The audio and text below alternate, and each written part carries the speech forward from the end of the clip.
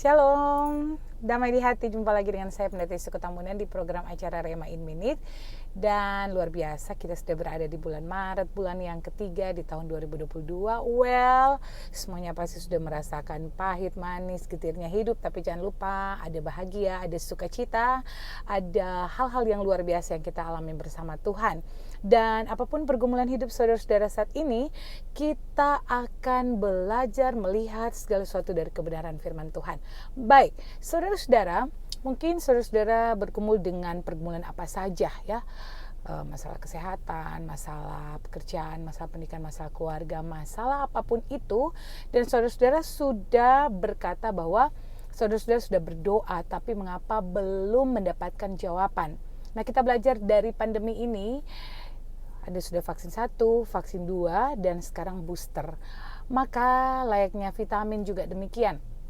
Vitamin C 500 mg beda tentunya dengan vitamin C 1000 mg.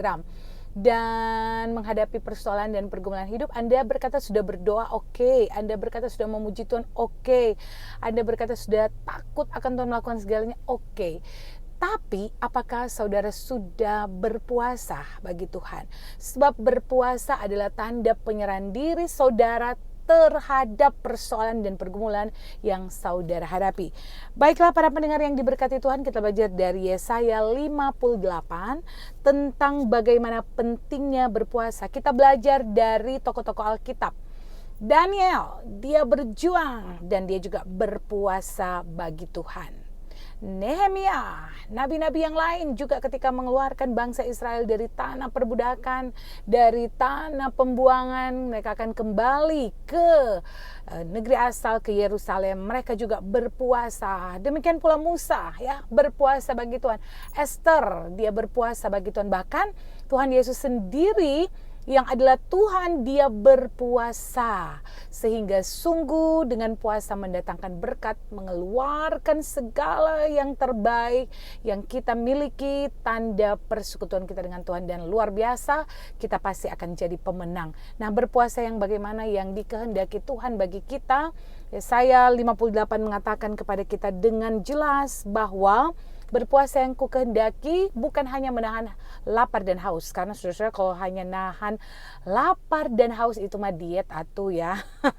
Oleh sebab itu, belajar dari Yesaya 58 berpuasa yang kukehendaki adalah dua hal penting. Dua hal ya. Yang pertama adalah tentu harus membagi-bagi roti, melihat orang yang tak berpakaian diberi pakaian, memberi tumpangan, memberi pertolongan, alias hidup harus jadi berkat ya, hidup harus jadi berkat. Itu hal yang pertama. Tapi hal yang kedua yang juga teramat sangat penting adalah berpuasa yang kukehendaki, yaitu membuka belenggu kelaliman atau membuka ikatan-ikatan terhadap kejahatan atau dosa. Nah, saudara-saudara, dosa di zaman kini banyak sekali ya. Dosa-dosa apa saja itu banyak yang bahkan kita tidak sadar. Dosa iri hati. Nah, ini dia, susah-susah gampang. Banyak yang gak menyangka, gak merasa sadar bahwa terkadang kita iri hati. Dan setiap manusia punya hal yang bisa kita alami bahwa ternyata kita sedang iri hati. Saudara-saudara, iri hati ini bahaya sekali ya. Kain dan Habel. Habel itu mati di tangan saudara kandungnya sendiri, Kain, kakaknya Kain, hanya karena iri hati Kain. Persembahan Habel diterima dan Kain tidak. Padahal Habel tidak pernah melakukan hal-hal yang menyakitkan Kain, bersentuhan langsung. Tapi karena iri hati, maka itulah kejadiannya ya. Kain mendapatkan hukuman. Dosa kesombongan, setiap manusia sepertinya punya kesombongan ini, tapi kadarnya beda-beda. Nah, bagi yang kesombongannya masih sangat besar, masih sangat tinggi, diturunkan.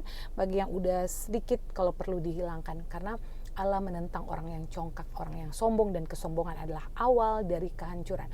Dosa apalagi? Dosa begitu banyak, dosa-dosa di zaman kini ya. Bagaimana menutupi segala sesuatu dengan pelayanan, ternyata pelayanan hanya bertujuan untuk diri sendiri, dosa-dosa yang begitu banyak lagi.